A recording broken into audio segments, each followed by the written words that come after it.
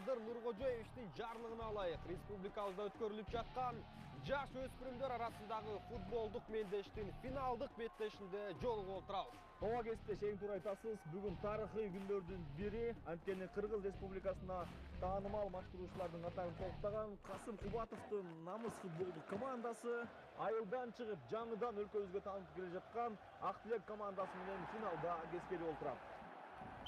Мына ошентип калыстын ышкырыгы жаңырды жана беттеш башталууда. Эки командага тең ийгилик каалайбыз. Сиз менен бизге кызыктуу беттеш тартуулап берет деген ишеничтебиз. Урматтуу телекөрүүчүлөр, бул беттеште намыс командасы фаворит экендигин даңазалап, алгачкы чабуулду башташты. Алыска узатылган сокку жана топ дарвозаны камтып темирдетип аркага айтууда. Мурасы чыныгы чемпиондугун көрсөтүп жатат азыр. Албетте. Ак Тилек командасы чабууда жана топту тартырып жиберишти. Оюнчулардын оюну жүрүшпөй жаткандай. Туура баамдадыңыз кесиптеш. Анткени Ак Тилек командасынын башкы маштуруучусу Медет агай бүгүнкү оюнга келбегендиги даана билинүүдө. Бирок ага карабастан элеттен чыгып, элдин сүймөнчүлүгүн айланып келе жаткан Ак Тилек командасынан алдыңкы мүнөттөрдө жакшы оюн күтүп калабыз.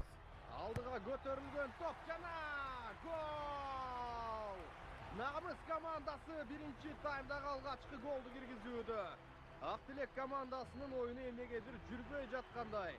Машыктыруучунун көрсөтмө